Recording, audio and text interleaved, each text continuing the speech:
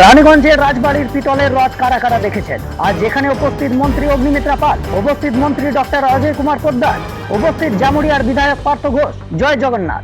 ভিডিওটি আরম্ভ করার আগে জানাই প্রত্যেককে রথযাত্রার অনেক অনেক শুভেচ্ছা।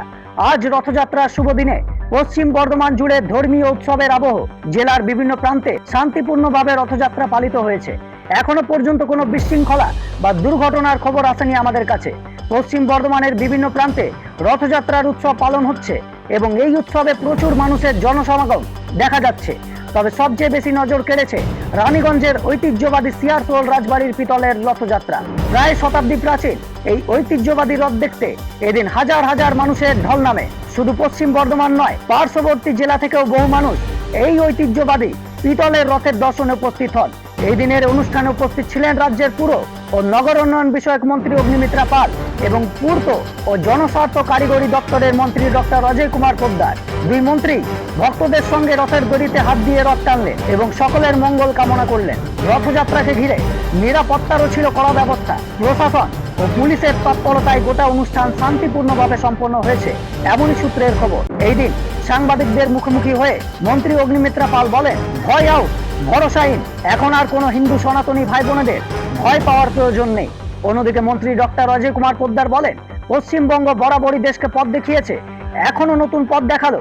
আগে রথযাত্রা আয়োজনের জন্য অনুমতির প্রয়োজন হতো, আর এখন সেই প্রয়োজন নেই। আজকের এই বিপুল জনসমাগমই তার প্রমাণ। দুই মন্ত্রীর সম্পূর্ণ বক্তব্য আমরা এই প্রতিবেদনে আপনাদের শোনাবো। তবে তার আগে আপনাদের কাছে একটি প্রশ্ন, আপনি কোন জেলা বা কোন জায়গা থেকে এই ভিডিওটি দেখছেন? আর রানীগঞ্জের সিয়ারসোল রাজবাড়ির ঐতিহ্যবাদী পিতলের রথ কি কখনো সামনে থেকে দেখেছেন? অবশ্যই কমেন্ট করে জানাবেন। ভয় আউট, ভরসাহীন সম্পর্কে কি বলেন মন্ত্রী অগ্নিমিত্রা পাল সেটা শুনুন, এবং পশ্চিমবঙ্গ প্রত্যেককে পথ দেখিয়ে এসেছে এমনই বক্তব্য ডক্টর অজয় কুমার পোদ্দারের, সেটাও শুনুন। এক বিশাল আয়োজন এবং হাজার হাজার মানুষ রথযাত্রার আগেও হয়েছে, কিন্তু হিন্দুদের উৎসবকে সেইভাবে পালন করতে দেওয়া হয়নি। মানুষ ভয়ের পরিবেশে ছিল।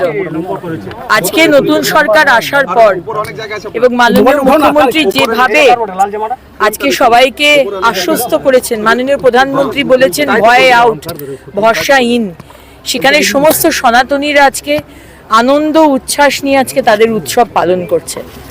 আমি শ্রী জগন্নাথ প্রভু,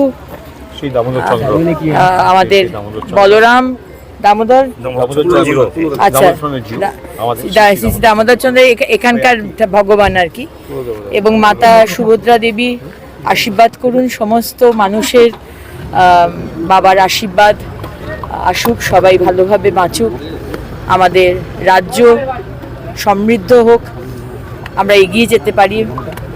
ভগবানের কাছে, বাবা জগন্নাথের কাছে এটাই, জগন্নাথ প্রভুর কাছে এটাই প্রার্থনা। আপনি দেখতেই পাচ্ছেন প্রত্যেক বছর দেখেছেন, এই বছরে কি তফাৎ আছে। পুরো বাংলায়, পুরো ভারতবর্ষে একটা নতুন যুগ সৃষ্টি হয়েছে। সেই সৃষ্টি পশ্চিম বাংলা করেছে। হিন্দুদের একত্রীকরণ, হিন্দুদের আবির্ভাব, তারা একটা নতুন শক্তি রূপে জাগৃত হয়েছে। পশ্চিম বাংলা সবসময় ভারতকে পথ দেখায়, আবার পথ দেখাবে। সেই পথের সৃষ্টি 2026 সালে হয়েছে। এবার রাজ্য সরকার তো ধুমধাম করে রথযাত্রা করছে। রাজ্য সরকার সবই ধুমধাম করে করবে, আর যারা উল্টো দিকে করবে ধারাম ধারাম করবে, এটা নিশ্চিন্ত থাকুন। আগে এত বড় বড় কি হতো, এখন দেখা যাচ্ছে নিজেই দেখতে পাচ্ছেন মানুষের উচ্ছ্বাস। আর কাউকে তো টেনে নিয়ে আসা হয়নি, সব নিজের মধ্যে এসেছে, ঠাকুরকে পুজো করতে এসেছে। আগে তো হাইকোর্টের পারমিশন নিতে হতো, এখন আর পারমিশনের কোনো চান্স নেই। এটা শুভেন্দু বাবুর সরকার আছে, ভারতীয় জনতা পার্টির সরকার আছে, এটা এইভাবে চলবে।